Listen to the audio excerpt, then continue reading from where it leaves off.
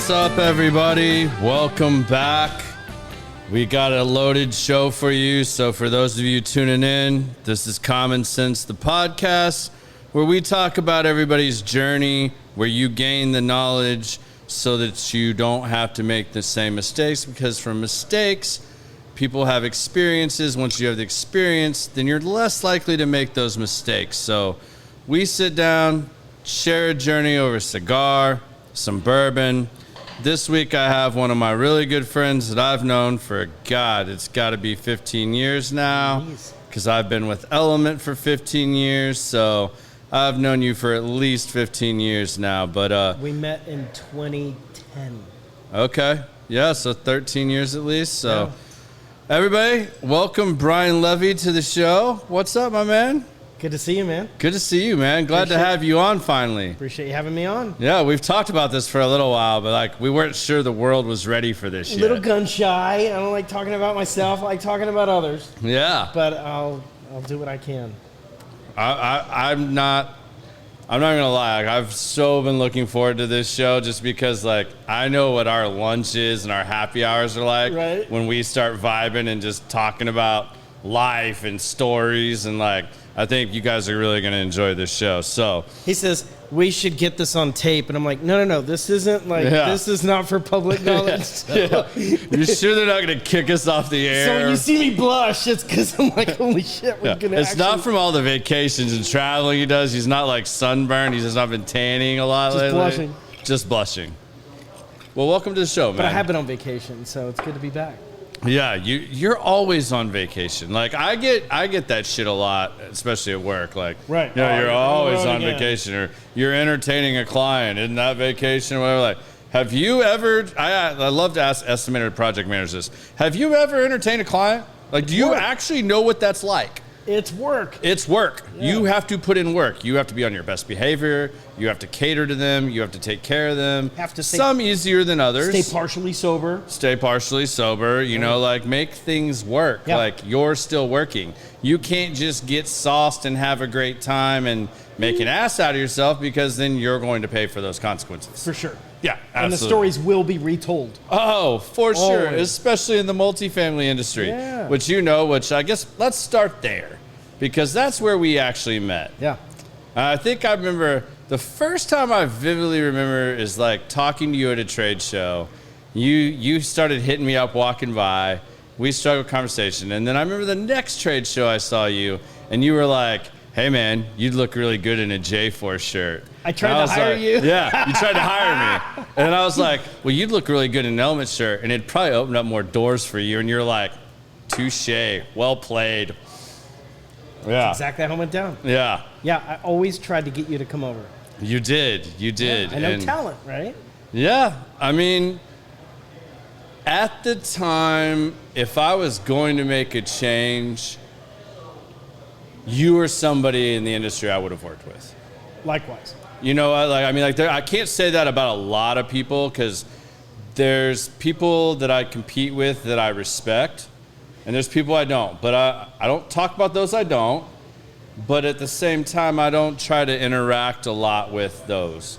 There's certain ones that, because we realize in the multifamily industry, in our line of work at GCs, what you used to do, you're always competing with at least 3 other people. Yep. Everybody wants 3 bids, which I still think to this day is the dumbest thing, because any GC is going to get 3 or 4 bids from all their subs.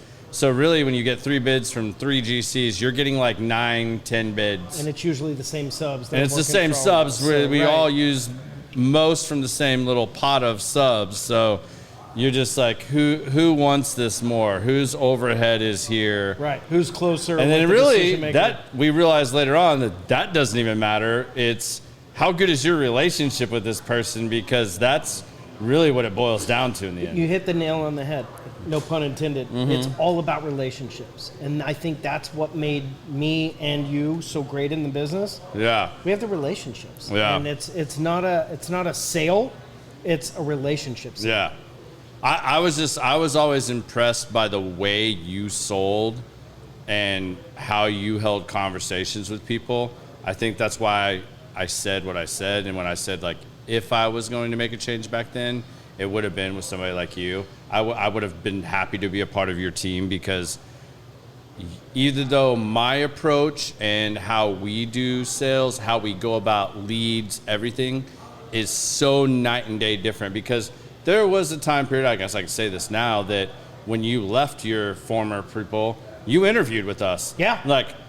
But the way you do sales and the way you go about it was so red versus black and white to what we do, right, that the other owners at Element were they couldn't even wrap their minds around what you were doing and how you were going about your business. I think when you came in and laid down hey, this is what I would want, XYZ, this is how I like to do things, they were just who is this guy? Wait, do you even sell construction and multifamily? Right. They didn't understand it, because you just come from a whole different mind frame of how you go about, you were way more heavy, where we've always been very management company heavy. You were way more direct to the owner. I ain't even messing with the management company. No, I never talked to the management companies. Yeah. It was interesting. Back in the day, it was 2009, and the market crashed, and I was doing lead generation for an internet company, and I saw an ad, I guess on LinkedIn, and there was a company, and I vividly remember it said, we're looking for somebody that understands relationship sales, who has no construction experience whatsoever. Now, I have Velcro sneakers and a Betamax. I know nothing about construction. Right. But they wanted somebody that could sell at the C-level, and that's what I had been doing most of my career. And so it was just a shoe-in. It was this is a natural fit. Absolutely. And I hit the ground running, and I truly had no experience whatsoever in construction or the industry. Well, and what's funny to me about that is it's almost I won't name a name. I hope you're listening, because one of our favorite other friends in the industry loves to go around and tell people, I know jack shit about construction. I worked in an asphalt team when I was in college, but I really don't know anything. I know people, but and I mean, I'll sell you whatever you need, but I really don't know anything about this. Right. But my team here, I'll bring my team in and they'll take care of you. That's that always blew my mind. You could just openly come in and be I literally know jack shit about construction and sell. But everybody has a seat on the bus. You have to have the right seat. I can get us in the door, but I'm not going to tell you how many linear feet of brick, steel, whatever. But my guys can. Yeah. But I'm gonna have drinks with the owner and let me know when you got that bid ready. Yeah. That was the approach. And I mean, that's a cool approach. There's times I look at it and I wish my job was that simple. I wish I just had that team that's all I got to do. I worked myself out of a job. Hey, I don't think you can complain too much though, because your job now seems pretty damn sweet. I do love what I do. All right. I do love well, before we transition to that, there's one thing we need to talk about, because I get beat up on this all the time. So apparently I don't talk enough about what we're drinking and what we're smoking. Oh, well, let's talk about it. And a lot of you guys really do this. I know Brian's really excited to be smoking a cigar, because Brian got remarried recently. I mean, I'm going to say very recently, which I never thought was going to happen again. If you'd have let me place odds on this, I was now I've told him, and I still haven't got to do this yet. We keep trying to plan it, and it hasn't worked out with schedules, but I got to meet your new wife. The lady that said yes, I got to meet her, because there's got to be something super special about her. She's super special. She's the real deal. I tell her she's a real woman. Yeah. She's the real deal. She has to be. I am a lucky man. Goes hunting with you and fishing. Now I've turned her into an angler. She's never once fished in her life. Now she's catching marlin and mahi-mahi. Yeah, crazy. You have what they call a unicorn. Yeah. A unicorn. You have a unicorn. I mean, I did that with Sarah. I got her into fantasy football, and my buddies were how do you have your wife asking you if you can go to Buffalo Wild Wings on a Sunday and get NFL Network and you Red have Zone. I hang out with Sarah. You have a unicorn also, and she shoots pool. Yeah, but if you told me this dude was going to find a unicorn, I'd have bet you money against this. The disclaimer is it did take 16 years. It did take 16 years. It took 16 years. That's fair. And you enjoyed all of those 16 years vicariously through me. Oh, man. You had some of the craziest, funniest stories for sure. But what we're drinking, what we're smoking, since that's where we were headed with this, So tonight I am drinking Cream of Kentucky, which is a Jim Rutledge Bottle and Bond straight rye whiskey. Something I really like. Rutledge, notorious in the bourbon whiskey industry. I mean, Hall of Fame distiller. Like, this dude's awesome. We've also got a little bit of Bullet 10-year bottle here. And Brian is a Scotch guy. The basics. You're total basics. He's like, get me the Johnny Walker. And I'm like, cool, that's easy for me because I'm not a Scotch guy. Yeah. My dad killed Scotch for me when I was a kid. And yeah, I can do some very unpeated Scotches, but Johnny Walker is very peated to me. I can't touch that. Well, I feel the same about bourbon. So Yeah. l'chaim. Yeah, cool. And then smoking-wise, he hasn't got to smoke a cigar in a while, so he said, get me something light, something creamy. So we went with the Patoro Terre Blanche for him. It's a cigar that I smoke regularly. It's really light, really creamy, pairs well with just about anything. I think it's a top-notch cigar. It's something you can get here at Industrial Cigar Company. It's here almost all the time. Do you drink coffee? I do drink coffee. Phenomenal. We got to get him another one. Have this with your first cup of coffee. I don't know if Sandy's going to Excellent. let me back in the house after this one. But Yeah, you might have to. Well, Okay, show you well. the Febreze tricks and like the bounty So seat if you don't do cigars normally, we have to take him through Cigar 101. Soon as you hit the door, go straight to the laundry room, strip butt ass naked, hit the shower, brush your teeth, then say hello. Then I'm in? All right. Yeah. Brush your Yeah. tongue, too. I You told gotta get it Sandy all. the format, and I'm like, Scotch, bourbon, cigars, and she's like, you're doing a podcast, right? I'm like, Yeah. well, it's different than mine. So, Yeah, a little different than yours. Yeah, we get We're not down. on the WB or anything yet, you know. Yeah, like- we get down around Yeah, here. Levy's a little famous here, you know, so we got to make sure we watch that. I'm smoking a Patoro as well. I'm just smoking the red label. It's a little more full-bodied, a little more flavor, a little more boldness to it. It's not peppery, but something else I enjoy. I've smoked a lot of the black label lately, so I just wanted to mix it up. So that's what I've got for now. I've also, just because these got back in the lounge, I thought I was really doing something cool, and I suggested this to Brandon, and I found some when I was in Hawaii. And when I told him, he was like, I'm smoking this right now. It just arrived at the lounge. Highly underrated cigar that I really like as well. The Herrera Esteli by Drew Estate. I don't smoke a lot of Drew Estate, but this Miami one, it's a lot more bold and a little more punch than what either of us are smoking, but paired with a nice rye or this one with coffee too is phenomenal. So that's the other one I've got sitting here for those of you wondering.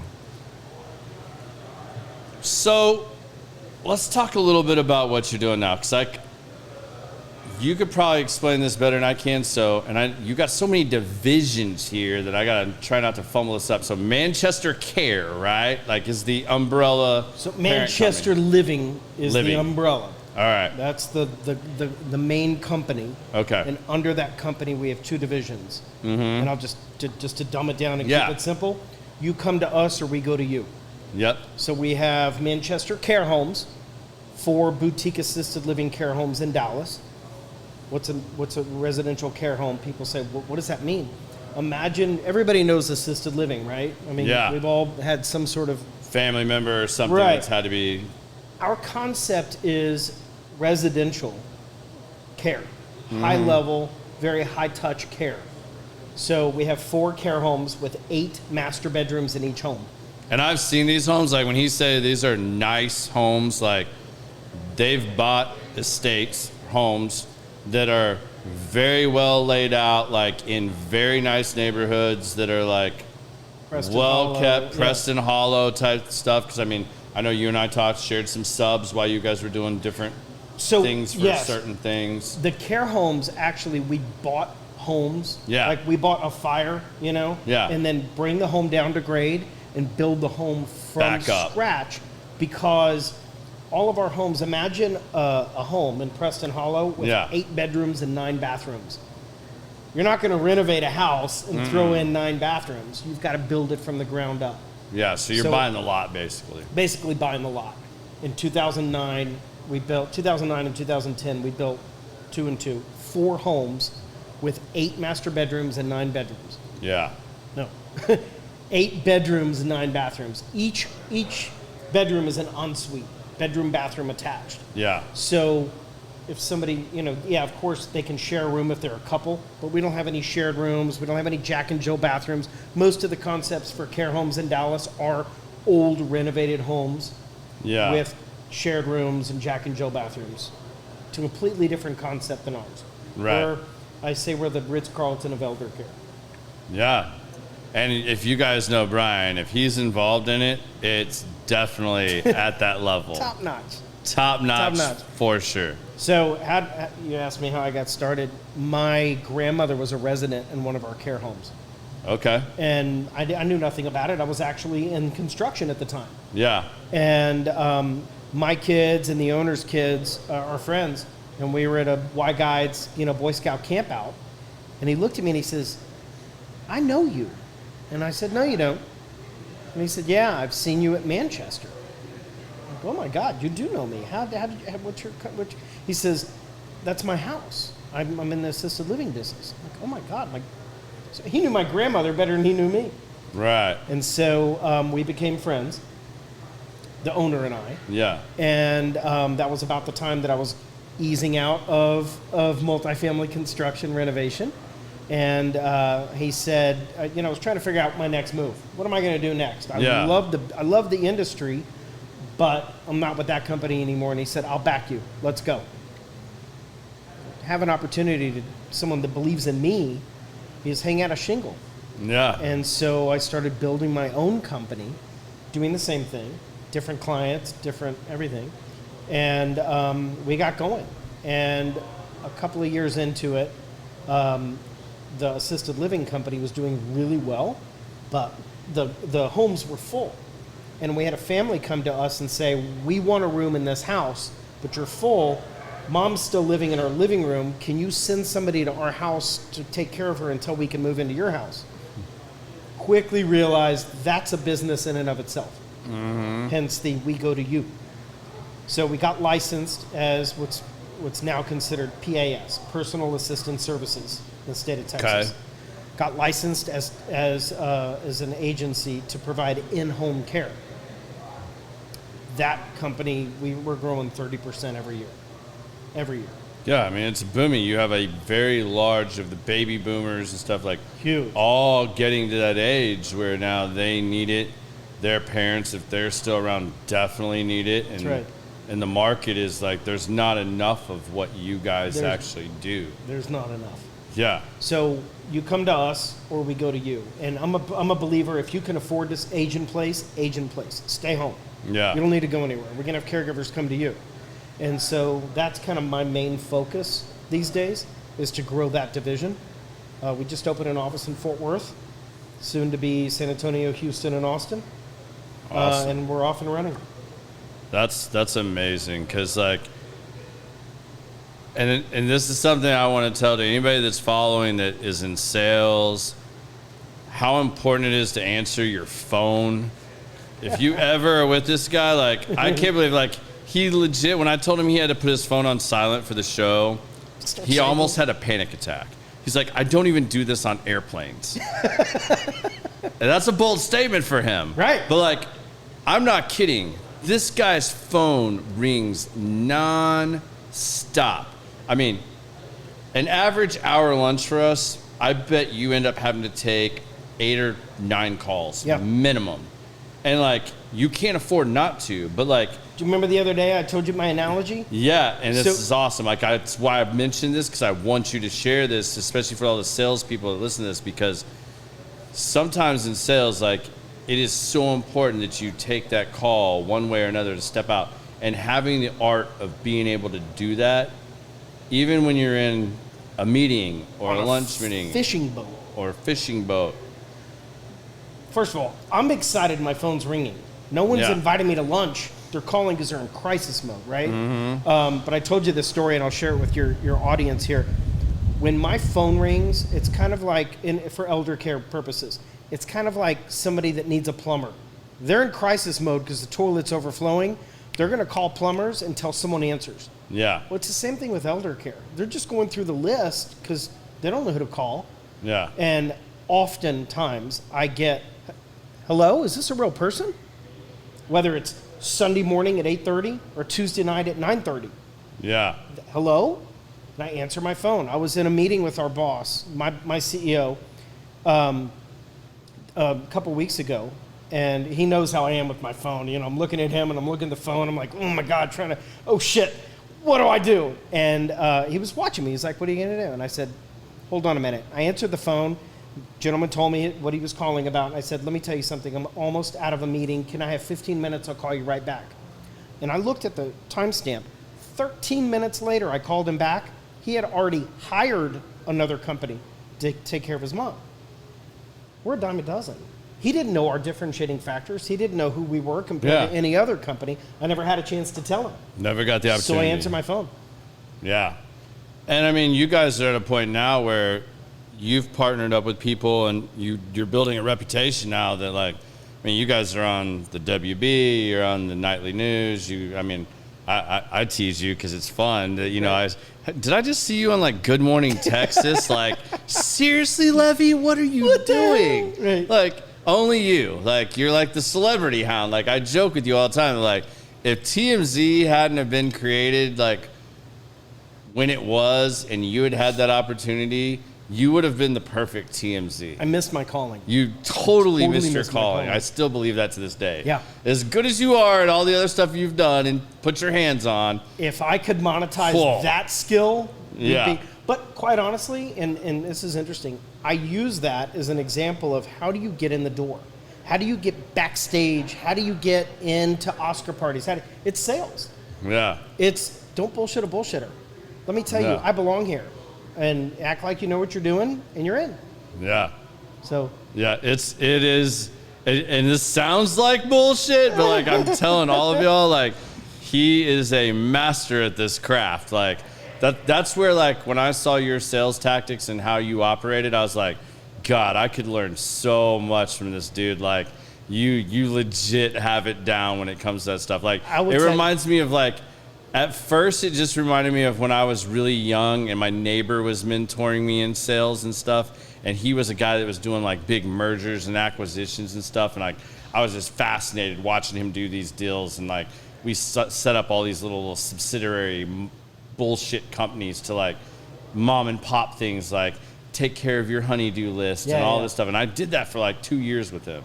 And it was just this crazy time. But like, he had me studying so much material, like guerrilla sales tactics and like all these different things and coffees for closers, and, you know, just like all that stuff. Like when I first watched you, I was like, God damn, this dude is like a 1990s, 2000 novel of like all these tactics combined, but like he's like a ballet dancer doing this stuff. Like he just bobs and weaves through all of this. It's amazing. And for you to say that about me, I truly am. I'm humbled. I'm honored because you are the genius at it. You've got it down pat in your industry. You've built that. Well, I appreciate understand that. Relationship sales. Yeah. Hence, look at your business. Yeah. You've reached that level of you've got it.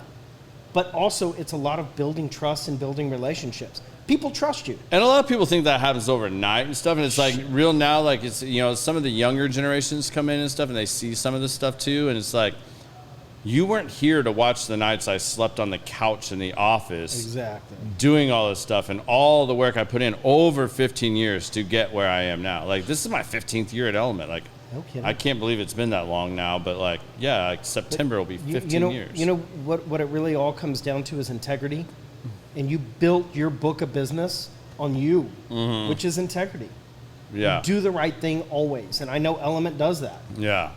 Awesome. Thank you. I appreciate that. wanted to trade shirts and get you onto my team because mine would have opened up more doors. I still stand behind that. It's integrity. It's integrity. My shirt's still around, for the record. I'm not. Is that shirt still around? You know what I I mean, I can't believe I'm going to tell the story. You know what I did with my shirts? Yeah, but like, I mean, like, legit though. Before you tell the story, like, are they still around? I don't think so. I don't think so either. Like, I'm not positive. I could be wrong, but like, I have heard that they're not. Okay. and I've heard that they've changed forms. Okay. But at the end of the day, it just comes down to integrity.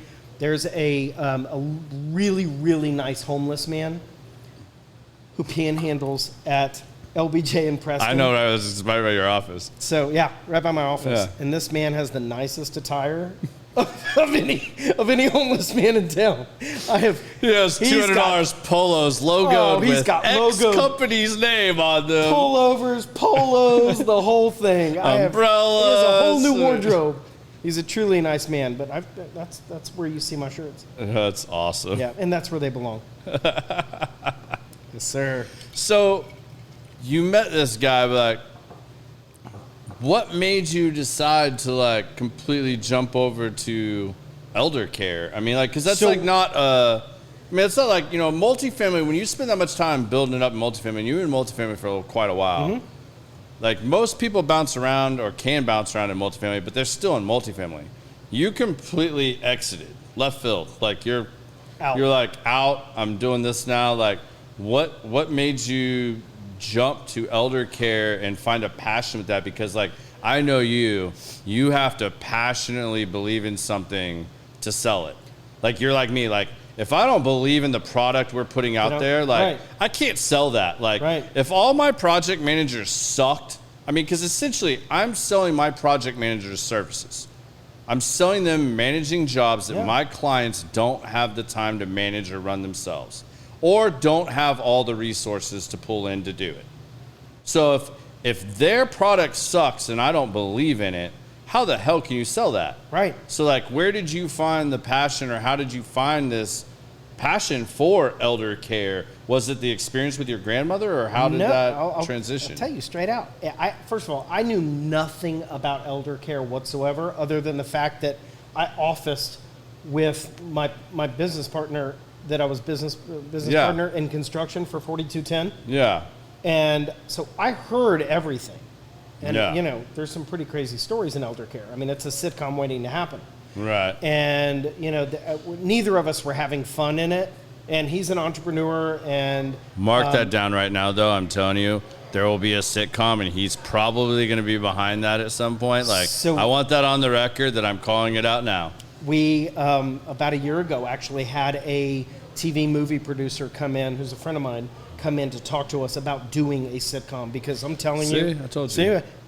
My day-to-day, we laugh about it. We're like, okay, here's chapter 4. Yeah. Here's the next episode. I mean, there's just absolutely crazy stories, and we can get into some of those later. I'm sure your audience will be amused. But I've always said I want to be so passionate about what I do that I don't feel like it's work.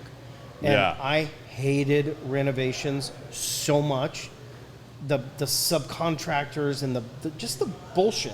The babysitting. That I really did. I wanted out. But I didn't really know where to go or what to do. And, you know, kudos to my CEO and my dear friend Adam. He walked in my office one day and he goes, you know what? We just started this new division and I really need you over here to do this. And I didn't blink. I'm like, great. How do we make this happen? Get me out of this. And soon thereafter, shut down 4210 and off and running with Cambridge. Yeah. And I mean, I literally remember the day he walked in my office and just started going through the lexicon of elder care terms and acronyms. And I mean, I'm just writing frantically, and slowly learned not just the business, but who's who in the business. Yeah. And it snowballed from there.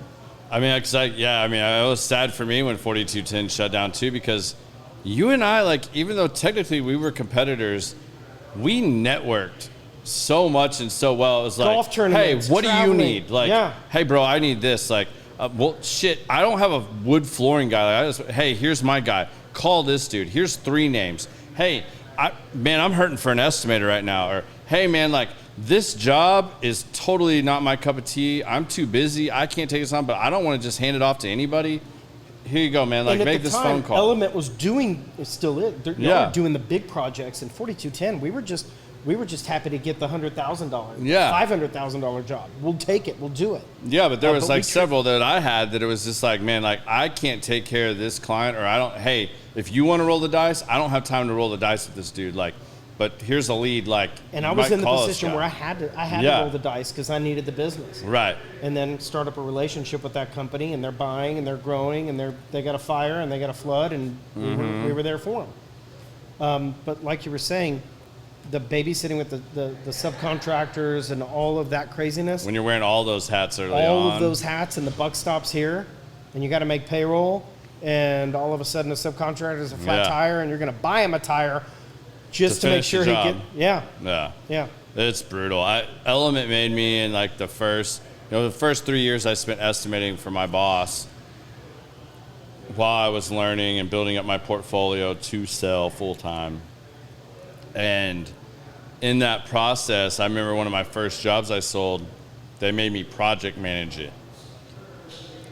I remember going out of this job on a Saturday, and these guys couldn't figure out where to buy T-bar from, and were literally welding angle iron trying to make their own T-bar, and had done like, I don't know, a handful of balconies like this, and were damn near about to catch a building on fire when I showed up, welding on these buildings. And I was like, whoa, stop. Like, what are you guys even doing? And I went back in that next Monday, and I was like, listen here.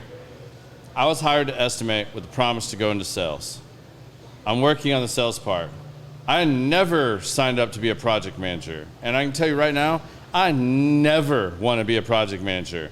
And if I'm ever asked to be a project manager again, I'm out. You can just take that as my 2 weeks notice. But your guys believed in you to elevate you to be in the seat that you needed to be in. Right. But it was like one of those things, like there's still parts of my job that if you ask me to do some of these things, or parts of what I do, I said not my job, but part of what I do as a company, they're like, there's no way. Like project manager. After the show, will you tell me what T-bar is? Because I was in construction for 10 years. How did I know you were going to say that? Nothing. I'm going to tell you real quick. You know the metal flashing across the balconies? I'm kidding. I had to explain this recently, so like, yeah. I truly knew enough to be dangerous, and the rest was left up to my subs, my estimators, I'm there. Yeah, I was always jealous. I don't think you ever wrote an estimate in your life. That's funny you would say that. I wrote one, and it was so fucked up that it never got turned in. I think it got turned in as comedy. Yeah. But I'm not the estimator. Yeah. I don't know what that shit costs. I was so envious that I was like, how do you get that? But you build a team, and everybody does the right thing. So when I started in construction, it was just me and the owners. Mm-hmm. And they got so busy with all of the RFPs that I brought in. We were up there on a Saturday one day, and they were like, dude, we're not your bitch. Go hire a team. We're happy to build a team out, but we're not going to do all of this every weekend. And that's when we started to build a sales team of account managers that are going out there. So I would tee it up, and I would just lob it to them, one after the other. And that's how the company was built. Man, that's so wild to me. I took that model and I brought it over to elder care. And now I have a team of the most amazing, really empathetic people that can work with people on a level where it's authentic. Yeah. Because that's got to be key to that too, because I'm thinking about now, we recently put my grandmother on my mom's side in a more assisted living place. And like, I know just listening to my mom talk about that and like all the headaches of that, of like, they promised they had all these things. They don't, and then it's like, she needs more care. She needs somebody to help her make sure she's taking the right medications, not overtaking them because she forgets and stuff like that. And it's like, oh, well, we can have this. And then like, she's at a point where I don't need your help. And like, she'll turn away the help when it actually gets there because they don't just have somebody that's normal. Right. I don't need them. So it's like, when you're dealing with that crisis, like, who do you call? Like, how do you know who to call? Like, so what are you guys doing from a marketing standpoint of like letting people know that like, if you don't know who to call, like, call the Ghostbusters, like type. Right. Who do you call? You're going to Google it. Elder care. What do you do? It's a great question. I mean, there are most of our competitors in Dallas. Let's just take Dallas for instance. Most of our competitors are franchises or corporate. So we're one of the only locally owned and operated agencies in Dallas, which is a fun position to be in competition-wise. Yeah. Because we can do things that our competitors can't. You know, for one, let's take our staff. Our staff are our biggest asset. We have about 200. Because there's a huge staffing issue with what you do now, too. Yes, but at least from what I know. Yeah, absolutely. But not with us, because we can do things differently. So a franchise is held by certain boundaries, if you will, where they can't do things like 401k, PTO, gas stipend, health insurance, no interest loans, things that we do for our staff that make them sticky. Yeah. I mean, I have caregivers that have been with us 12, 13 years. They bring their family to work for us because they know we're going to do them right. Yeah. And quite honestly, they're the ones with their hands on my clients' loved ones. I have to believe in them. I have to know them. Yeah. And so you talk about the integrity and you talk about the sales. I have to know that if I send a caregiver to someone's house, they don't know the caregiver, but they know me. And it's my word.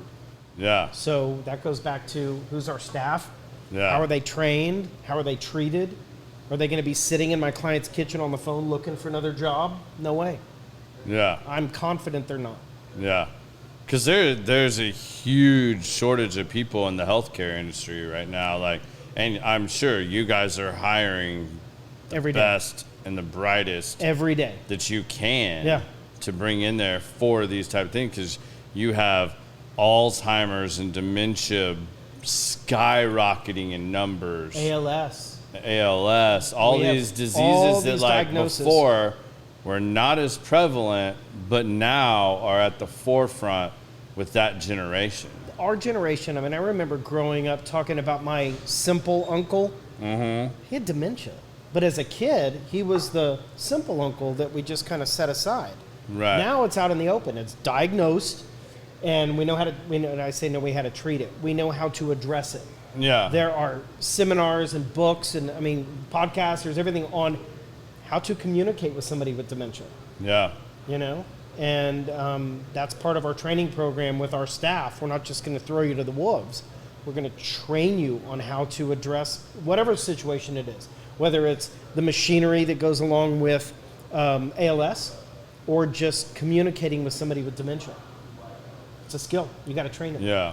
So is the services you guys provide, is it like for everyone? Like, do you accept insurance, or is this something that like this is only for people that have the money to be able to pay for your services? Good question. So in elder care and in-home care, it's called PAS, or private duty service. Okay. It's only covered by private pay, the almighty dollar, or long-term care insurance.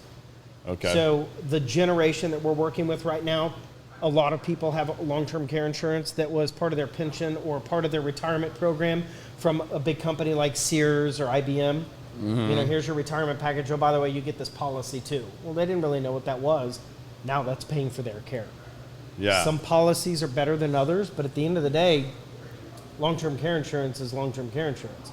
So it's either supplementing what they're going to have to pay, or they're just going to cover it all. And that covers our care homes and our private duty service.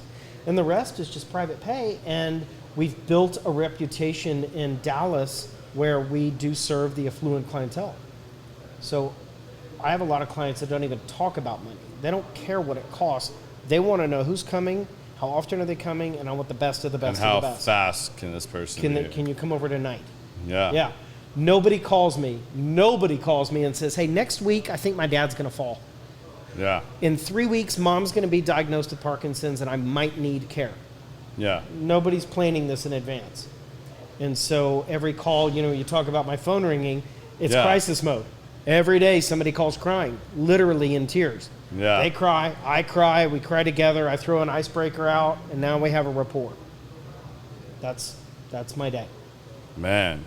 So how do you think we do a better job, or like people our age planning for that, like to be able to have that kind of care? Because I think everybody goes into this. I mean, like I realize how little of a job I've done preparing for retirement. I'm only 43, but like that ain't that long, man. Like I need to around the corner. So like jump on it, like stuff like that. So like, what do you think people our age need to pay more attention to or look into that would help them? Because like I think a lot of people that hear what you say would be like, oh yeah, that's what I want when I'm at that point. Right.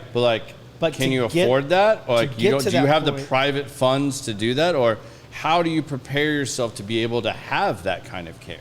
Plan. You have to know not just your funds, but what are your wishes? There's a program, a national program called the Conversation Project. I encourage all of your listeners to look it up. Conversation Project. The Conversation Project. And essentially, the premise of the Conversation Project is don't guess. Everything from if mom is incapacitated and is dying, what are her wishes? To die at home? To die at the T. Boone Pickens Hospice Center? To die in the hospital? To go to the lake and go off in a boat? Like, what are her? Do you want to die at home? Okay, let's just dumb it down. Yeah. If you're going to die at home, fine. I honor your wishes, but let's get a little more detailed. Do you want to die in your bedroom or in the living room? Do you want to die next to the window or no sunlight? Do you want your glasses on or glasses off? Do you want your teeth in or your teeth out? Do you want your grandkids present or do you not want them to know it all? All of those things, you don't want to guess when, oh my God, now I'm got mom home and she's dying, but what does she really want? It's all laid out. Yeah. And that's just part of planning. You have to plan. And of course, finances come involved because nothing about elder care is inexpensive. Yeah. I mean, let's just take briefs, for instance. You ever priced Depends? No. They're expensive. I'm sure they are. I mean, you hear people talk about diapers. Right. I don't have That's kids. That's just one element of elder care. The meds, the briefs, the hospital bed, the walker, the bedside commode. It adds up. The shower, all the bathtub that you can walk in and out of. The care. The caregivers. You know? And then you start thinking about, well, we're going to save money. We're going to go private. This is a big conversation right now. We're going to go private. We're going to save money. Oh, well, the private caregiver that we hired stole mom's china because we didn't background check her. Or the private caregiver that we hired, she's amazing, but she got a flat tire and no one's here today, so now I'm changing mom's brief. You got to think about all of those elements that go into putting a plan together. Yeah. Plan. You got to plan. What would you recommend as far as are there programs that people should be looking at that want to prepare for that? Or what type of person should they go talk to make sure they have those coverages or those insurances in place? Yeah, so what do you guys for people refer? Our age, I'll just tell you straight. Yeah, for people our age.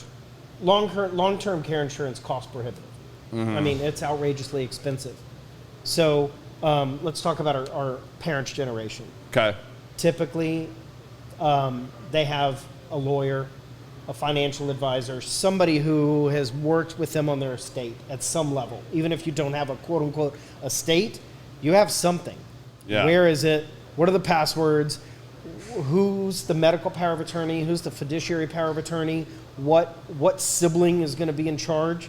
I mean, my biggest nightmare is when I get a phone call from a sibling, and there's 6 of them, and they're all in charge. That's a nightmare waiting to happen, right? Yeah. So, my first question is, hey, is there a power of attorney in place? There is? Great. Can I have that person's phone number? Because at the end of the day, that's the decision maker. Yeah. So pick a decision maker and tell them all of your wishes. Everything from, do you want your glasses on when you're dying, to what your passwords. You want to be buried in your favorite dress? Or, all of whatever. that. I think that's so important to have up front, because when you see a parent or somebody passing away, the true nature of some of them siblings come out. They actually totally forget about the parent or the elderly person because they're already fighting over assets before that person is even gone. Yep. And if something's put in place, I know that Garrett's in charge of everything. There's no argument to be had. There's no nothing to be whatever. Let's focus on mom, dad, whoever it is, because that's all set in stone. Ink is dry. Well, and what happens when they think that they're going to be able to relay these wishes and they haven't relayed these wishes? Like, you know, I can say my mom and stepdad have had those conversations with me to a certain degree. I probably need to have them to a deeper degree. You know, my wife and her parents, you know, I don't know how deep those conversations go, you know, but like they're all getting to an age where like tomorrow's not promised. So like, do you have a plan? I don't have. Put out? Like, I mean, I don't. I mean, if I place. died in a, you know, God forbid, I died in a car wreck on the way home, like Sarah's gonna have a shitload of work to do. Like, I mean, of like trying to figure everything out. Like we've talked about this recently. Like we don't even have a will established yet. Like we need to do some of these. We just things. buried like, my dad. You know, like, March. Right like, there. How many will. people do you have that like are in these categories? Like. So I mean, because I know you deal with a big group that's like, let's just call them the way above average, like wealthy 1% people. affluent like, clientele. but even them, how many of them don't have enough stuff in place to really have this handled effectively? But they have the money, but do they really have all this other stuff they laid have the out? money, but do they don't have the plan? Yeah. It's interesting. So let me give you a little insight in our world. Okay. Once you're incapacitated, meaning once you've been diagnosed with with Alzheimer's, dementia, whatever it is, you can no longer make decisions for yourself. And so I find myself in the position to educate the adult children. Y'all don't need to argue about money because whatever your folks have or haven't left you is locked in. Mom cannot change her will. And I had this conversation not long ago. I had a resident in one of our care homes, and we were talking to her about hospice and trying to explain to her the benefits of hospice. You pay into Medicare your whole life. Yeah. At some point, it's now your turn to get back, right? Yeah. Hospice pays for everything from a bed, hospital bed, to a bedside table, to medications, not all meds, but most meds, to briefs. I mean, all that's expensive, right?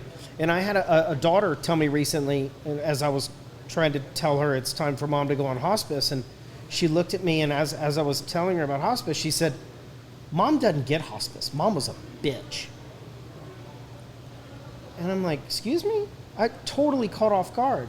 I'm like, this is not a time for revenge. Like, we're now helping your mother exit.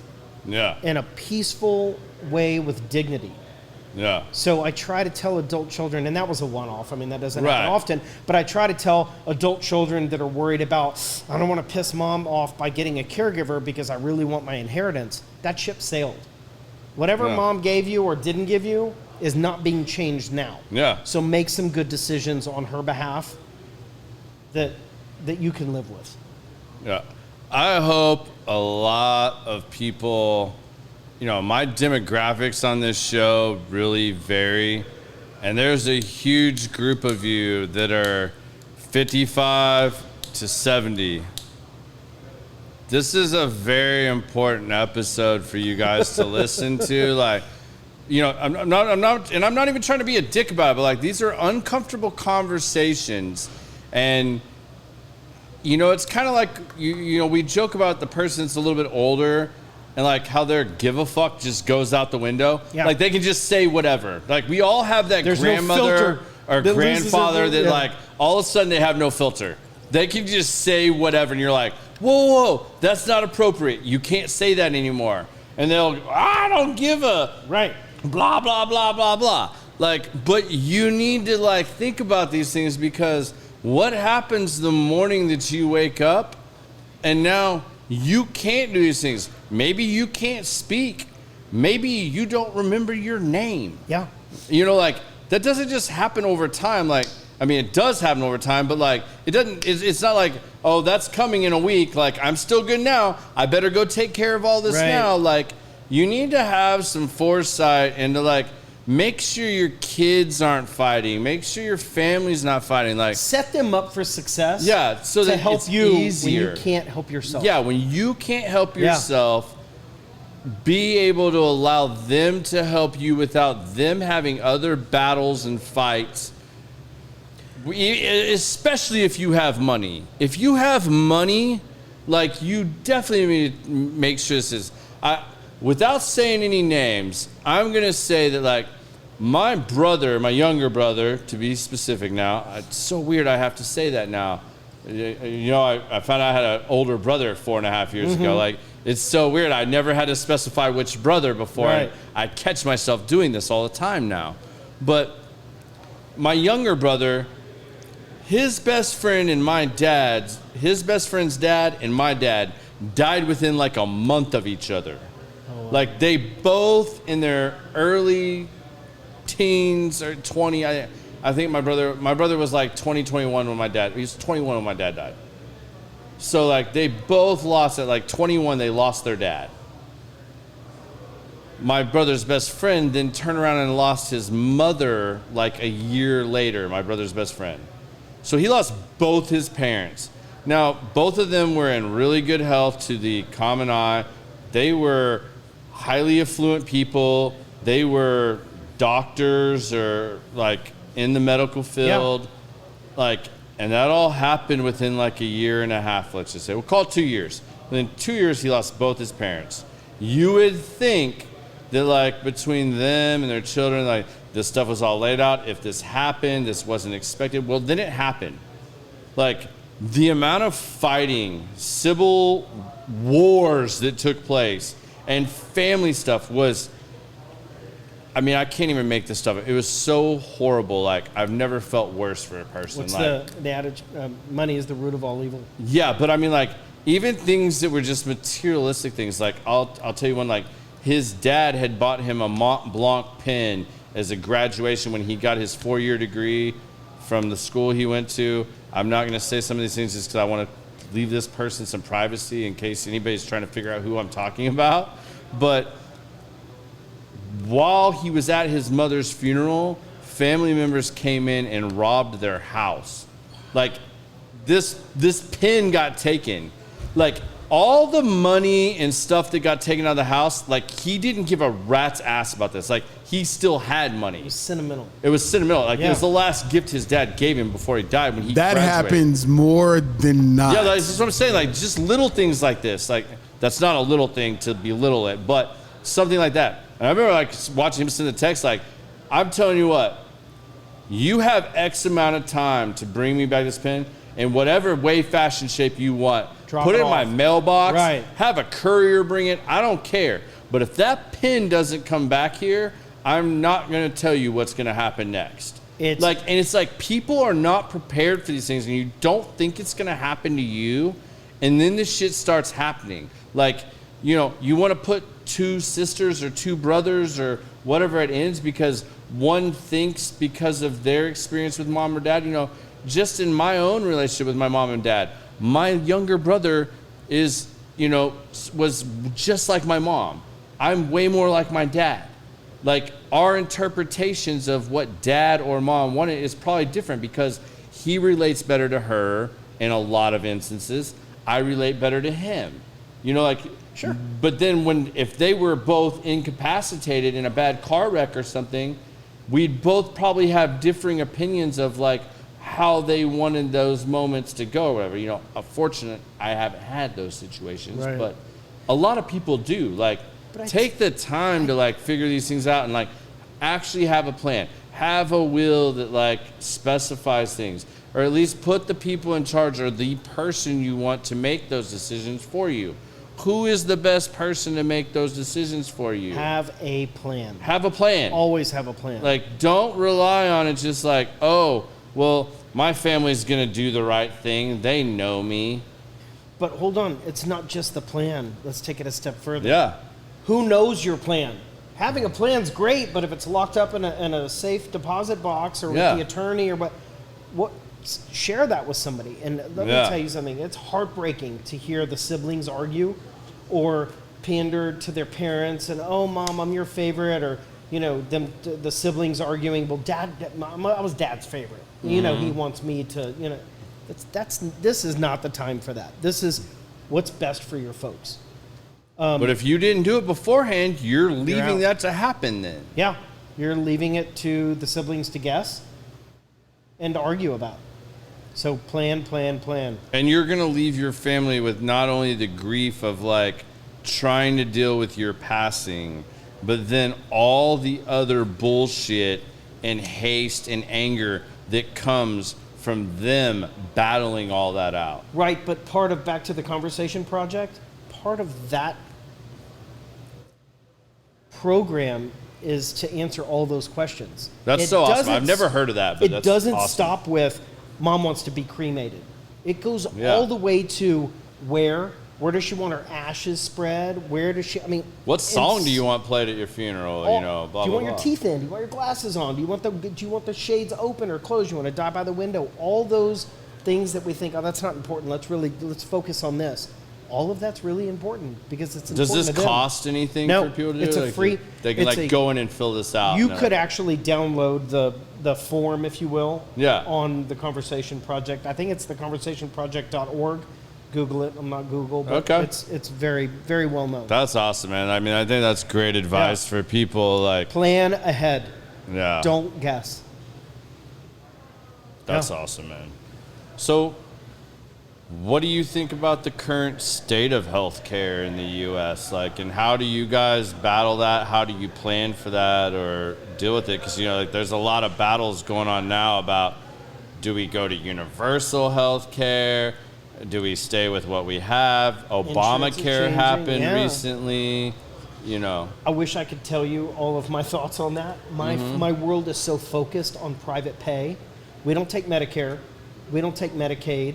Yeah. We don't do any of that. I will tell you just from my minimal knowledge of it, it's not pretty. Yeah. And when people call me and they're like, Mom, we're on Medicare.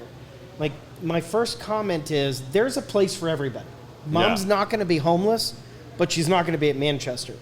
She's going to be in a shared room with a curtain down the middle, with 25 to 1 ratio, with untrained staff. I tease mine all the time, telling her I'm going to put her on one of those cruise ships that they do for retired people, where they can just sail and like, hey, they'll come check on you, your room and stuff. I'm sure that goes. You're going to travel the world, Mom. Right, like, and there she is on her wheel going, right? What did that motherfucker say? Right. Yeah, she's on vacation, and like I think they're in the Smoky Mountains right now. So she's probably watches. She's probably gonna start commenting here in a little bit, like, this asshole. Like, we're changing this all right now. Right. I'm going to the page right now and filling this out. It is not pretty, but at least it's something. I mean, this is America.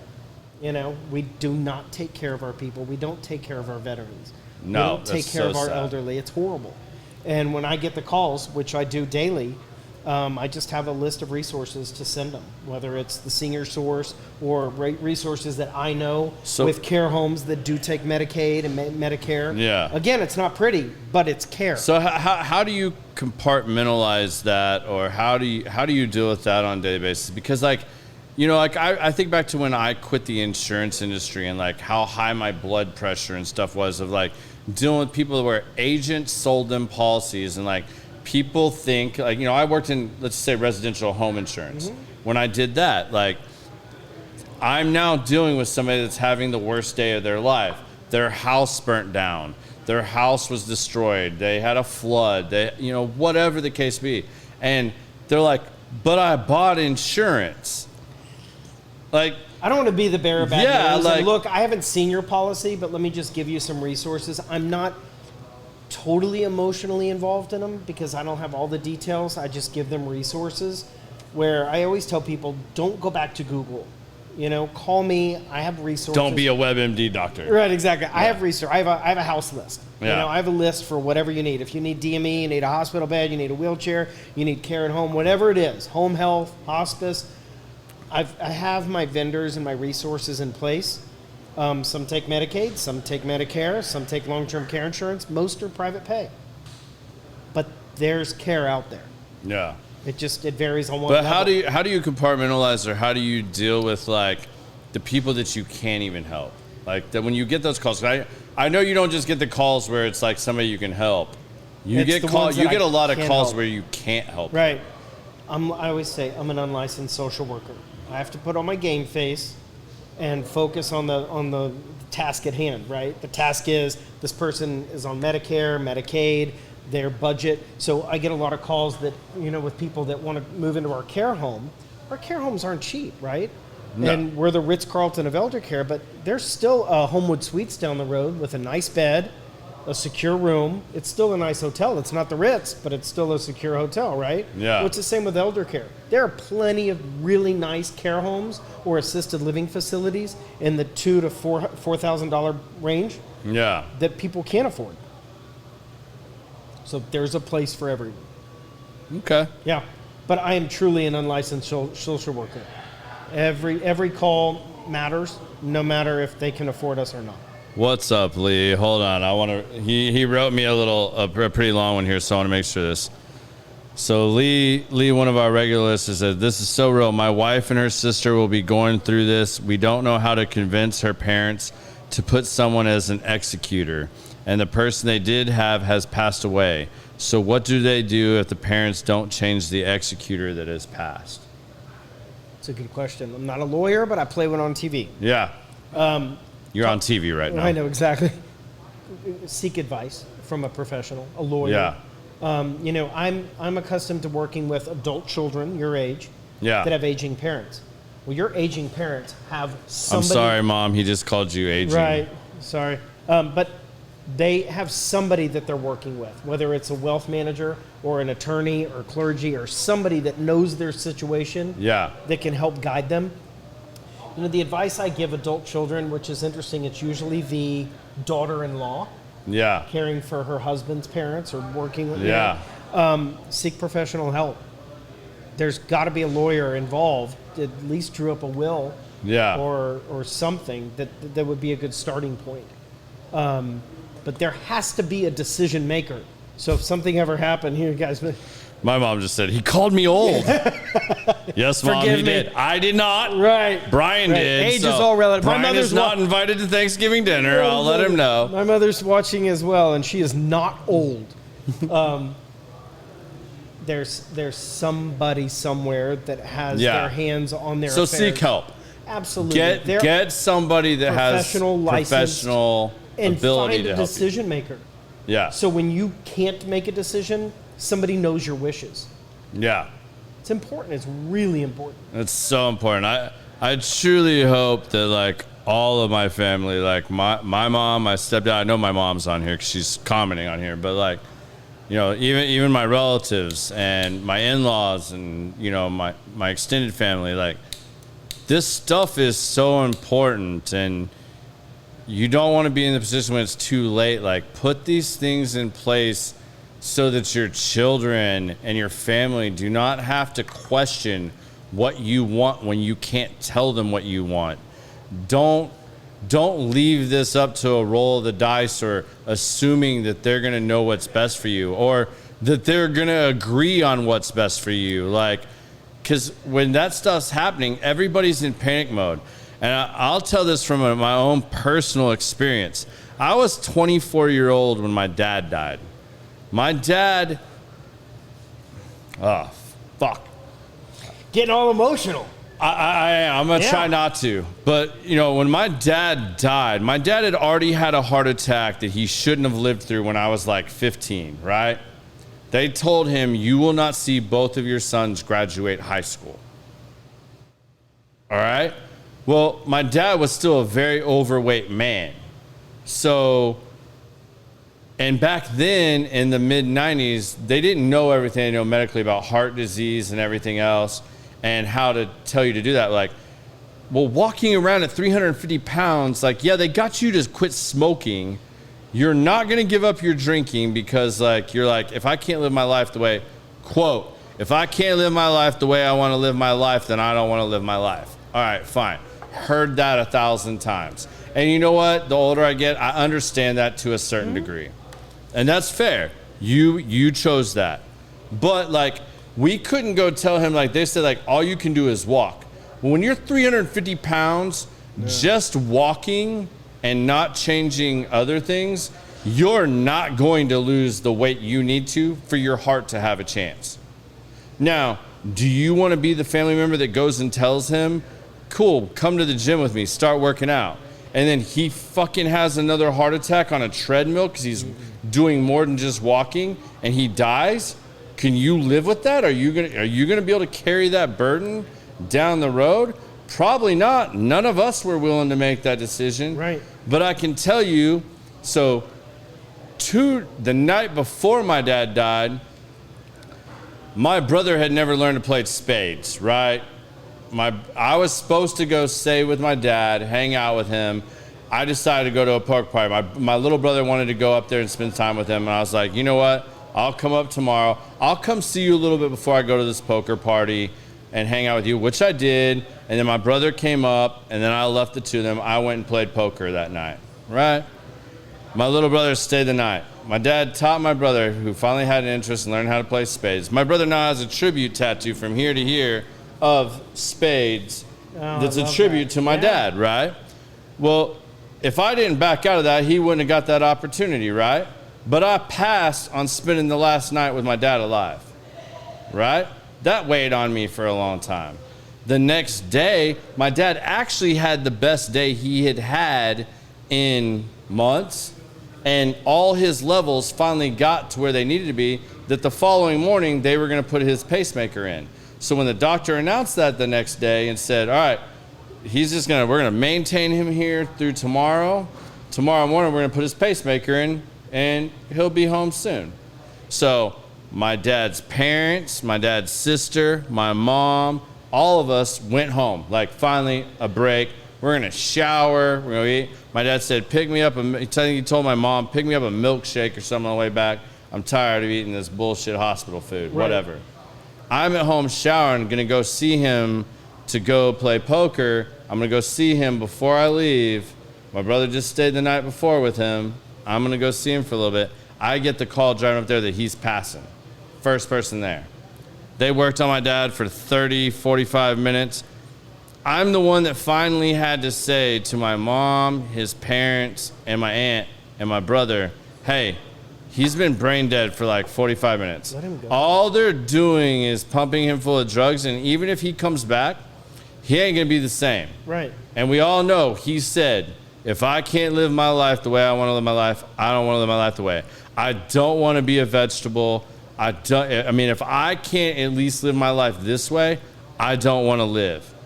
And I had to raise my hand and say that. Mm-hmm. Don't make your child say shit like that. Like, that fucked with me for years. Has to. That weighed on me so bad. And we all did. Everybody agreed with me because they knew I was right. They knew those wishes. But not everybody's family is going to do that. And I've watched that happen. So, make sure your wishes are known, like we've been talking about. Make sure there's a plan when you're at that point. Because like I said, he had his best day. He was getting a pacemaker that supposedly would have made everything right the next day.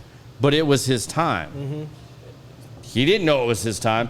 It was his time. He didn't have time to say, oh, I want X, Y, Z, blah, blah, blah, blah, blah. Here you go.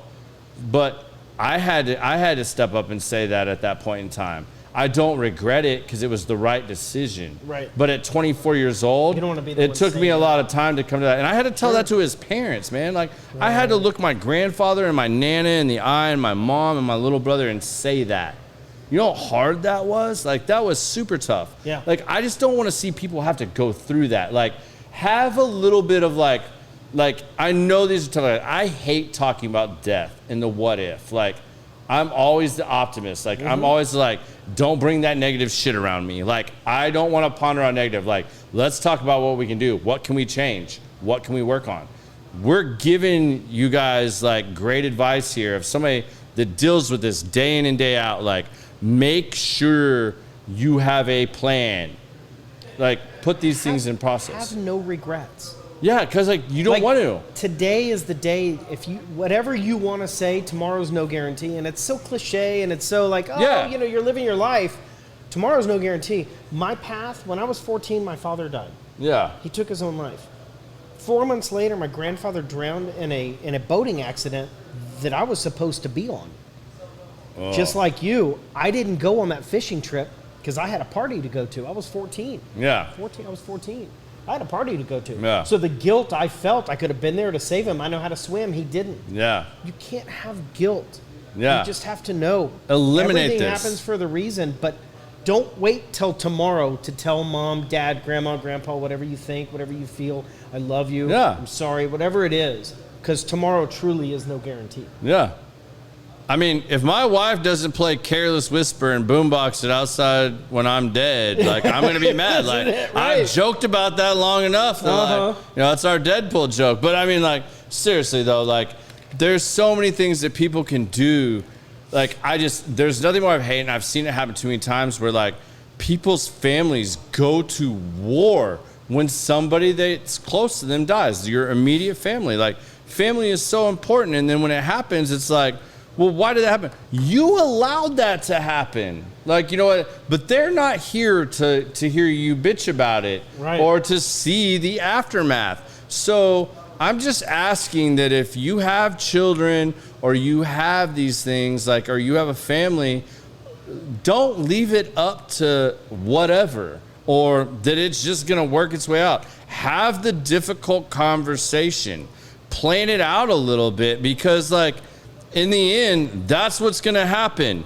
You thought the little family fights that were like small little feuds and everybody's family has shit, you thought that was small and mediocre when you were like perfectly healthy and like shit was going good? Wait till the shit hits the fan or you die. Right. It's all going to get magnified and be way worse. So do yourself some good now. I have sat in family meetings, whether it's a one-bedroom apartment in Garland with 6 siblings or a 20,000 square foot Preston Hollow with 4 siblings. It doesn't matter. It doesn't matter how much money there is. I mean, I have seen vases fly. I've seen F-bombs. I've seen and heard it all. Yeah, I'm sure. Why? What's the reason when you know you can plan ahead and save everybody a headache, a heartache, and you don't need to guess. Even if they don't agree with you, like, right. What if somebody doesn't want to be, like, the family has a tradition of being buried in this cemetery? What if you didn't want to be buried there? Who knows that? You want to be cremated. You want your ashes spread on a family plot. You don't care. You want your 2 sons to use your ashes and get a tattoo. Joke, Mom. Whatever it is. Yeah, I mean, whatever it is. I had a client whose the joke was that his dad wanted to be cremated and flushed. Yeah. And so he had to explain to their family, Dad was joking. We are not flushing his. Yeah. Yeah. Like, but I mean, like, that stuff's real. But when you make your wishes known, there's no guessing, so there's no fighting, there's no arguing, and quite honestly, your wishes are honored. So plan ahead. Isn't that what you want in the end? Of course that's what you want. Like, you just want it to be the way you want it. Like, And I don't want a funeral. I'll say this on this podcast so people know. I don't want a funeral. I want people to come and celebrate my life. Like, I want to be cremated. I want my loved ones, my wife, whoever is still around, to be able to spread my ashes. Do with them as you please. You want a tattoo with it? Get it. Go for it. That's cool. But TJ, not just an idea. No, I'm just Not kidding. just do you want to be cremated, but you have to go a step further. Where do you want your ashes spread? That's the big thing is, don't stop there. Right. Like, there's so far that this can go, but I'm just saying, like, so many details past that. like, but people don't want to have those conversations. Nobody wants to sit and think about death. I mean, at least I don't. I mean, I'm sure there's some really morbid people and some people that have a different comfort level with death. I don't. Like, I don't want to sit and talk about this. Like, it's very morbid. That's very Debbie Downer. Like, that's not. But there's a productive way to do it. And if you're doing it for the right reasons, like, at least do it for your loved ones. But look at pre-death, up to death. Mm-hmm. It starts with a diagnosis. Let's take the keys away. Well, there's family fight number 1. Yeah. Oh, that's Dad's independence. He can drive to the grocery store. He's fine. He's fine. Most accidents happen within 5-mile radius of your house. Yeah. Do you want that to be your legacy? Yeah. Killing the little kid that ran across the street to get the ball? Mom, Dad? Do or you really legally, need to like drive? what you said earlier that I think is a very important point. If you wait till the diagnosis, there are some diagnoses that once that diagnosis is out, that ship sailed. Your ship is gone. Yep. Like, you can no longer call your attorney friend and go, I just got diagnosed with blah, blah, blah. I now want you to write my will because now I know that the writing's on the wall. Mm-hmm. If you wait until the writing is on the wall, you are effed. It's too late. Yeah. Like, legally, if that's challenged in the court of law, you did that after the fact, and you have now already had a diagnosis that deems that not legally binding. Correct? True. But the problem is people think, oh, I don't have an estate. I don't have money. I don't need to call a lawyer and do all this. Yeah. Money or not, you still have wishes, personal wishes. Yeah. There's still costs associated with even just your funeral. Sure. Like, at least lay that out for people. You know what a funeral costs? Oh my God, it's ridiculous. Wow. Yeah. Wow. Plan ahead. Plan ahead. A friend of mine owns a funeral home. And I mean, dude, all day, you every know day, somebody in everything. Yeah. Yeah. All right, well, let's talk about that. Like, let's get off the, like, being, like, all serious Plan and, ahead. like, downer stuff. Like, let's talk about some fun stuff now. All right, let's talk some fun stuff. Like I know you have, like crazy stories. Like, a car blew up in your parking lot at work today. Like, that's the type of conversation that when I, like, hang out with you, you're like, you're never going to believe what happened. I'm like, with you, you're damn right. Like, I'm absolutely not going to believe what you're about to tell me, because to anybody else, this would sound like you made it up. But, like, I actually know you, and, like, this shit happens around you all the time. Just like I'm like, hey, Brian, did you hear Prince died today? And you send me a picture of you hanging out with Prince. And I'm like, well, that's really cool. Like, hey, oh, yeah, Bob Dylan wrote this song. Right. Like, I ran into him at the Uncle coffee Bob. bar. Like, here, Right. yeah, Uncle Bob, here, he hooked me up. It's a game. Who can you get to? Who can you get to? You're 1 degree of separation from everyone. You play the Kevin Bacon game all the time. I play the Kevin Bacon game. Why have I never put that together like that you do that all the time? 'Cause All the time. That is the perfect The funny thing is, description of you. I heard an interview with Kevin Bacon, and he pretend, when the family comes, for dinner at his house, he says, you want to play the Kevin Bacon game? And they're like, come on, Dad, Uncle Kevin, whatever. And he's like, let's just play it, whatever. Yeah. But I love the Kevin Bacon game. You're 1 degree of separation. But it goes back to sales. It's relationship sales. Yeah. Who can you get to? Yeah. Whether it's the owner of an apartment complex, the doctor who is the doctor for the billionaire who just got diagnosed with Alzheimer's and needs care, I want him to call me. Yeah. 1 degree of separation. And it's true. Yeah. It's true. Yeah. Is your mom still commenting? I mean, my wife and my mom are going back. My mom said, haha, not my ashes. I got a special tattoo planned for those, Mom. Right. Just kidding. Hey, I had a client die, and he had no power of attorney, no family. He had a traumatic brain injury. This is not violating HIPAA because you don't know his name.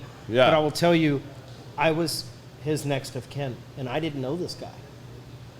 So here I am making funeral arrangements for a gentleman I barely knew. How'd you find out?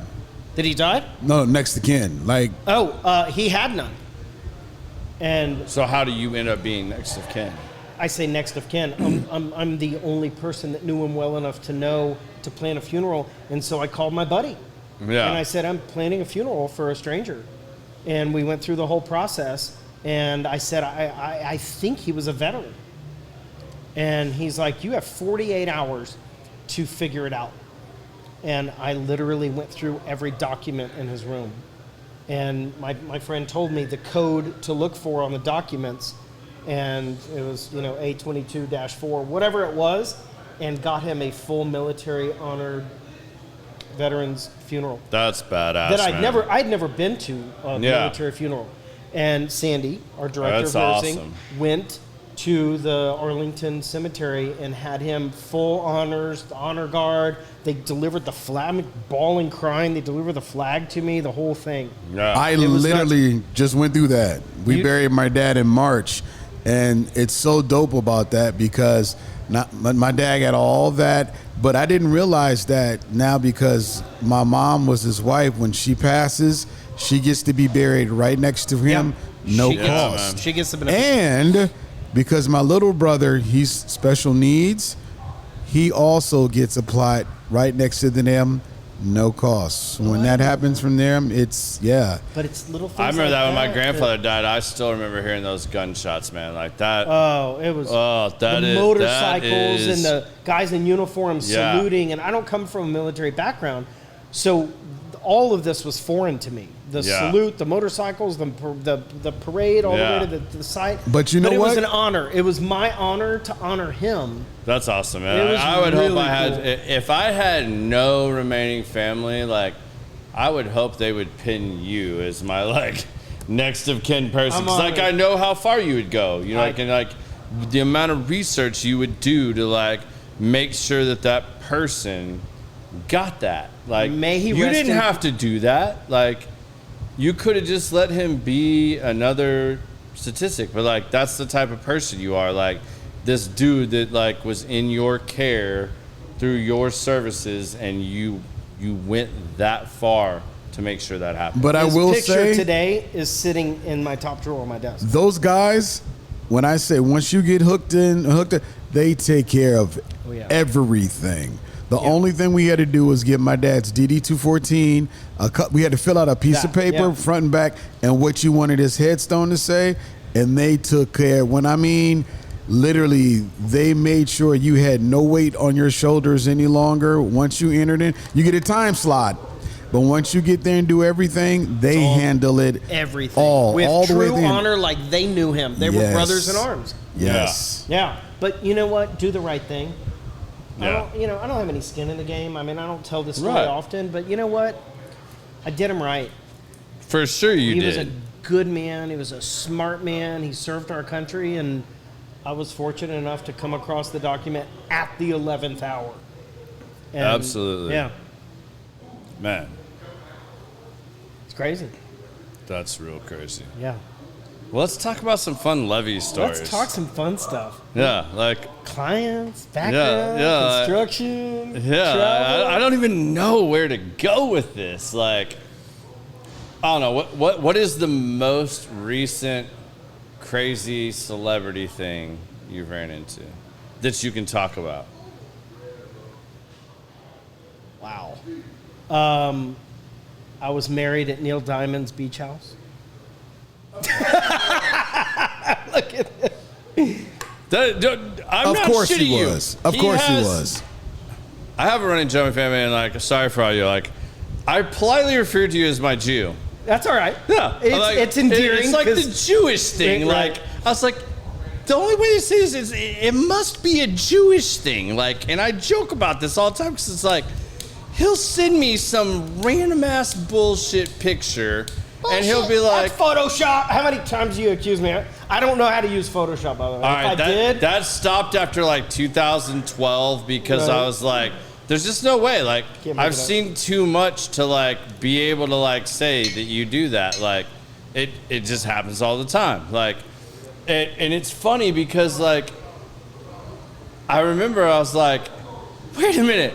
Like, so there's this one couple, you're gonna know who I'm talking about, that you take a lot of family trips with, or it's like, I'm assuming this guy has to be one of your best friends, went to college, something, the Jewish fraternity, I don't know. But like, you literally like, I'm like, I remember you sent me this picture and I'm like, is that Neil Diamond next to you? And you're like, yeah, bro, I'm at his beach house right now. And I'm like, if this was anybody else, I would say you're so full of shit. Like, but like, no, that's real. Like, you're hanging out with Neil Diamond's son at his house and like beach house or whatever. And in Dallas, with the affluent, the athletes, the billionaires, the businessmen, at the end of the day, they all put their pants on one leg at a time, and we got to care for them. Yeah. And whoever it is, I mean, I don't, you know, of course we abide by HIPAA. Yeah. But at the end of the day, they're the same as us. You're the same human. They need care. You know, that's one of the things I love about industrial. Like, when you're a member in the private lounge, like, there's all kinds of people that hang out up here. Yeah. And there's a reason you have to be invited into the private lounge. Because you know what? We all treat those people with the same amount of respect. Because at the end of the day, you're just another dude or female that wants to come and enjoy a cigar. Yeah. And you want to sit down and have some, like, casual, you want to be treated like a normal human being. Like, it's the same thing. Like, I always say, like, I make fun of you because you always want a picture taken, and you're But not at a like the restaurant. photo bomb. But not at a restaurant. Not in a restaurant. I'll give you that. None I of have one yours are scruple. like That's almost it. none of yours are ever in a restaurant. No. But like I'm the same way. Like I don't ask anybody famous or whatever I've met, like famous on whatever that means to you, by the way. Right. Because famous can mean a lot of things. But I don't want your autograph. I'd rather shake your hand and say nice to meet you and have a 5-minute conversation with you. My favorite celebrity stories are Yeah. the ones that don't involve pictures, that involve the conversation. You know, Mickey Rourke telling me how much he loves Austin and how great the women are and the food and the atmosphere. And we're talking about Texas. Now, I love my picture with him because he's got the gold tooth and it's a great story, but we're connected. We're connecting, we're talking. Yeah, you know? exactly. Like you got to have I would rather have the 5 minutes of a relationship or conversation with you than have your freaking autograph. Like, what are you going to do with that? Not David Robinson.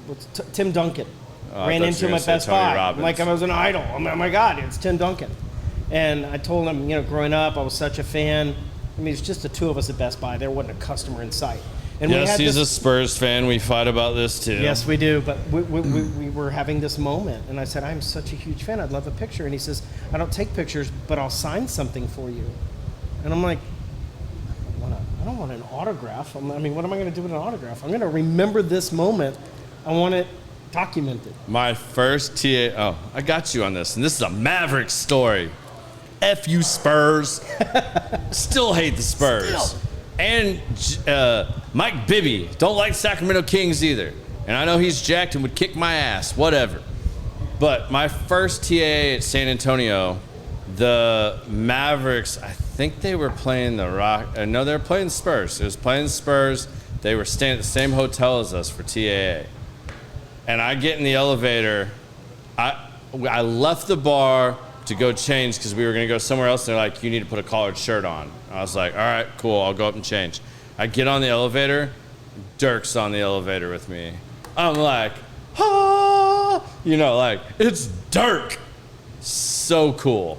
So cool. Took a picture with me. I look like a fat little Oompa Loompa midget next to him.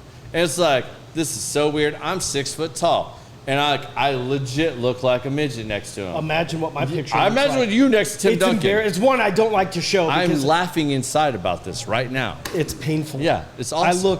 So he took the picture with you.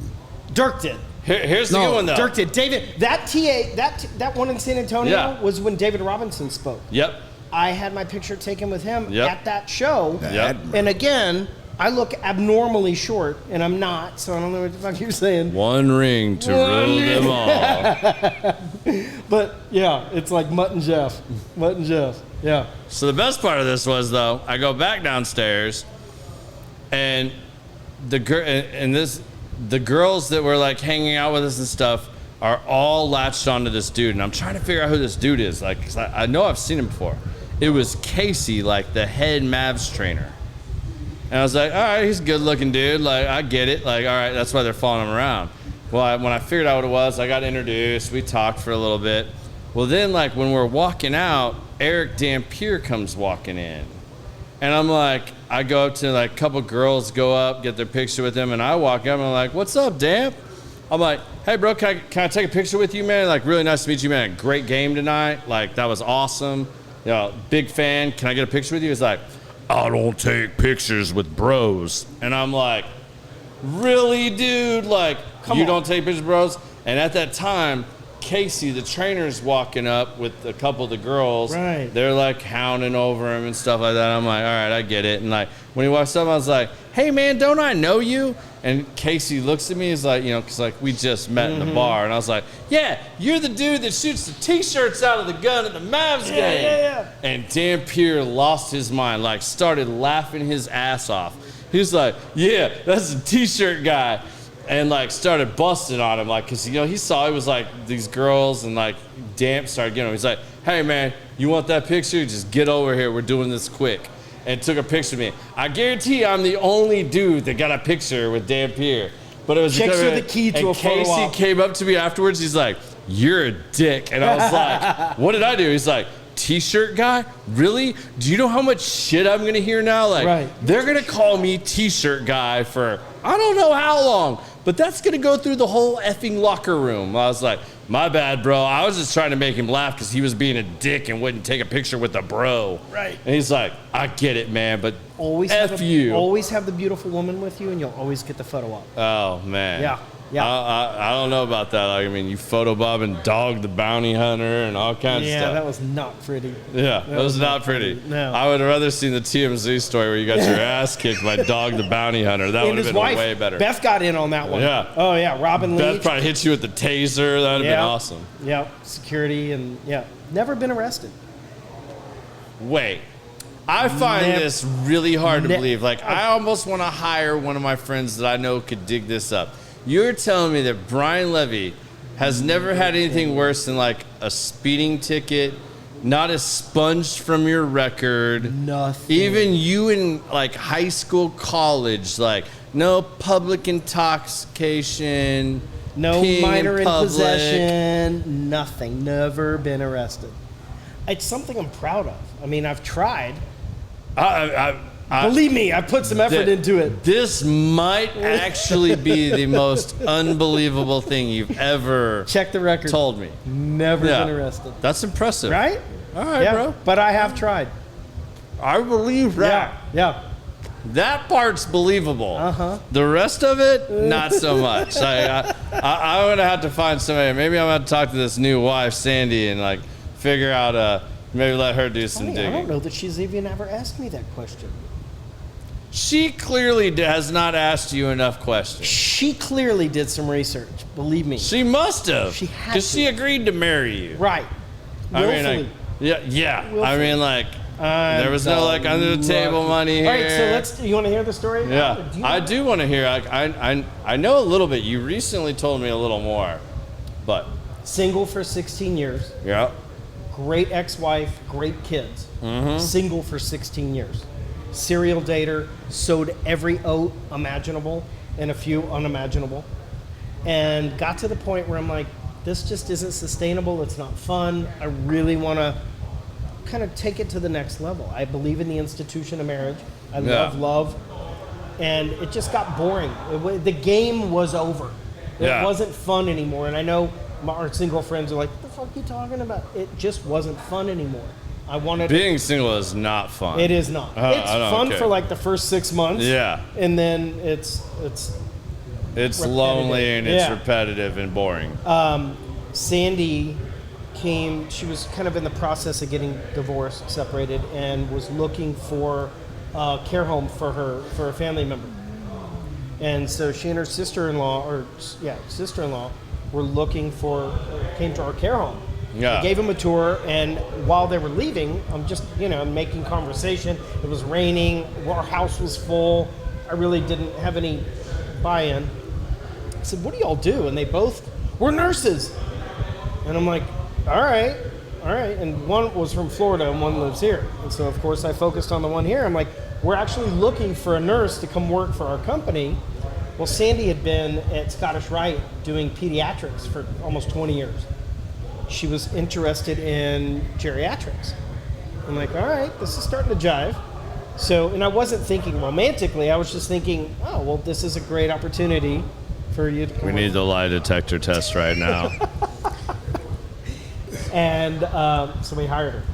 Well, at that time, I had a couple of women in rotation in my bench. I had a bench. And so, we hired her. She's, working for our company. And, every morning or every Monday morning, it was, how was your weekend? How was your weekend? And so we were office friends.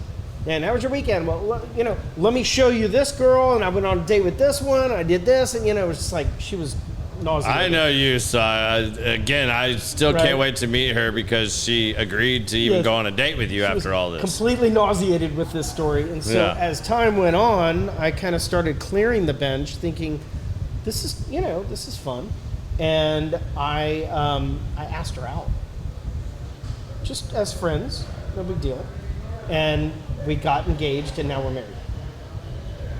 How shortly after you asking her out did you guys get engaged? About a year. A year. It's not bad. I waited long enough. I did not want to wait. I knew right away. I'm like, this is my soulmate. I'm done. I got married after a year. Yeah. We did it after a year. Actually, my wife pushed it up. This is all the believable part. I knew how he convinced her, because I know him. And when he's showing her the shit I know he was showing her and hey, this is what I did this weekend, blah, blah, blah, blah, blah. She had to be like, ugh. You're dating her? Yeah, and just, ugh.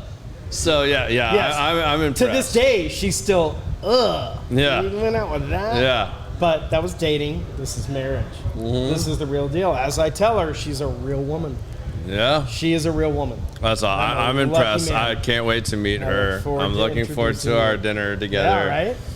I'm sure Sarah will enjoy this thoroughly as well. Let Sarah interrogate her and get the full scoop. Oh, Sarah. But this is the story that will be told. There's no embellishment. This is I fully believe you. You don't leave a lot to be uncovered ever. You're an open book. You're you. You always have been. That's always been the cool part. Yeah. All right. So now's the interesting part of the show. We're winding down here. So I have a couple of questions I ask every guest. Usually it's just one, but if you have kids, I ask you two. So you have two twin boys, which, man, I feel so old now. You were asking me about helping them find their first apartment and stuff recently. Right? And I'm like, God, I remember when they were diapers. Yeah, they were little kids. And I'm just and they're so identical, it's not even funny. It's a little less now. They looked alike. They're fraternal. But they did look alike back in the day. Yeah, but now I can totally tell the difference. Sure. But for a long time I was God, how do you tell them apart? Right? They had the same crazy little afros and stuff. It was crazy. These are Jufros. All right, Jufro. I wasn't going to call it that, but you. All right, fine. You can, so I can. Sure. All right, cool. So, if you could only leave your boys with one piece of advice, it can be anything you want, what would that one piece of advice be that you would leave them with? Wow. That's a great question. Do the right thing. Just do the right thing. It comes back in spades. You'll sleep well at night, operate with integrity, and the rest will fall into place. That's solid advice. Yeah. Yeah. All right. Now the big one. Well, I don't think it's big. It's called Common Sense, the podcast, right? Right. So you're sharing common sense. We hope that people gain some common sense from us talking about all the failures, all the, the come up, the stories that we have, the life experiences. Hopefully you learn something and maybe you don't have to make a pitfall that we made along the way, right? So share your 2 cents. And your 2 cents can be about anything. It could be something that's just been on your mind lately, something you're inspired from the show. It could be whatever, but give everybody Brian Levy's 2 cents. On any particular subject? It could be just about your business. Cents? It could be personal. It could be words of advice. It could be life in general. Life in general. I mean, it can just be your 2 cents. You're leaving our audience with this 2 cents. I guess the first thing that comes to mind is something that you and I have kind of been weaving in and out of this conversation is find your passion, whatever it is, and turn that into work, and it won't feel like work. Because people ask me, you have asked me every time we have lunch, dude, your phone's ringing off the wall. Yeah. You work 7 days a week. You work. But when it doesn't feel like work, it's gratifying, it's not work. Well, I think it helps too that your wife is in the same industry too. No doubt. We always say nobody would be married to people like us that are answering our phones even during intimacy. I mean, our phones ring, we have to answer it, right? TMI, bro. Damn. Damn it. But find something that you're so passionate about that you don't call it work. It's not the W word. This is what I do. Yeah. And that is the most gratifying thing. All right. I normally end it here, but I'm not going to end it here. how do you differentiate? And I think this is important for people because like so many people get hung up, myself included, defining the difference between purpose and passion. Because, and I say that because like a lot of people get really hung up on like, well, what's my passion? And they want to make that their purpose. You follow me? Like they want to make their passion their purpose. And I don't know that everybody has a good grasp of either or by definition. You know what I mean? Yeah. So like you feel like, especially in your early 20s, like, all right, I got to find something that's my purpose. Well, then you forget about your purpose and you start focusing on passion by your 30s. And then you get to your 40s and you're like, man, I just want to find a mix of this. Like, I want to make the same money doing something I'm passionate about, but also fulfills my purpose. So those words get intertwined a lot, but they really need to be looked at separately. Maybe have you looked at that separately throughout life, or how did you combine the two, or where did you find your balance between purpose and passion? That is a really good question. I'm going to steal that question for my podcast. Sweet, do it. Go for it. Hold on, let me. Yeah, go for it. Purpose and passion. I mean, I have floundered from career to career trying to find my passion and purpose. Don't let work define you. Oftentimes people will say, well, I'm the most powerful lawyer, or I'm the best surgeon, or I'm the best. That's not who you are. That's your profession. Yeah. But that's not who you are. Absolutely. And you have to delineate the two and figure out, yes, you're a doctor, but who are you as a person? And I'm in elder care, and it's gratifying, but what can I give back to my community that I serve, that I sleep well at night knowing I'm caring for this community? So is that my purpose? I have floundered from career to career. Yeah. And I say floundered. I was just trying to find my place in the world, to find a career that I was so passionate about that I didn't call it work. Yeah. I said, this is what I do. And mind you, you were very successful at all these things that you did because you still put passion behind what you were doing. But I think until you found your purpose and aligned it with your passion, that's where it all merged. It all merged at that point. But prior you combine those two things. Exactly. Like you still put passion behind and were successful at pretty much all of these steps along the way, to where eventually you are where you are now, but now you've aligned those things, correct? Yes, you hit the nail on the head. All those times I was successful, and I was met with levels of success. Each their own level of definition right, but it of success. still wasn't gratifying. Yeah. Now, when someone says, dude, your phone's ringing 5-8 times during lunch, to me, it doesn't even faze me. It's my pleasure. I find it's gratifying, even if it's not a person. You're one of the few people that's not annoying either. Like, I have to say that because, and I think it's because those things are aligned. When I'm sitting there having lunch with you, and your phone does this, and you answer it, like, I'm sitting there looking at you, and I'm like, God, he's loving every minute of what he's doing. And like, I hear you having these passionate, real conversations with people, and like he's in his zone. Like, I can't be mad that he just took this call. Like, I'm not insulted. I'm not like, I don't feel put aside. Like, oh wait, this is so important that I'm not important enough. Like, he's gonna blow off my lunch. Like, no, I'm actually like, man, I'm happy for my friend. Like, my friend is doing something that he's really passionate about and like really involved in. Yeah. Like, this is cool. Like, I'm happy for you. I love that. Like, that's, I think that's the kind of stuff that happens when it all aligns. It's all aligned. That's not work. That's me helping. Believe me, those phone calls, no one's asking me to lunch. No one's asking me to go on their ski boat. They're in crisis mode. They're crying. They're freaking out. And I'm their first line of, I need help. Absolutely. Whatever I can do, whether I can help you or I can give you a resource to help you. Absolutely. Hence the podcast. That's what that's all about, is to help people navigate the complex maze of elder care. Awesome, man. Just want to help. Well, dude, thank you so much for coming and doing this show, man. That was awesome. You're one of my close friends. I'm not one to talk about me, so when you asked me to come on the show, I'm like, I'll talk about Cambridge, I'll talk about Manchester. You kind of forget what you're doing when you're here, though, right? Absolutely. Because we're just two guys sharing a cigar, having some drinks. I ordered a pizza 2 hours ago, and here we are. So you must have ordered from the wrong damn place. All right, folks. I really hope you guys enjoyed this show. We're going to get into deeper conversations like this as you guys see my posts over the last couple weeks. I do have a big announcement. I said that over the last couple weeks. The show is moving to Thursdays. Like, it works out for us. The remodel that's going on here at Industrial, business schedule, and a lot of the guests, it's freeing up and allowing us to get some of the guests that we want.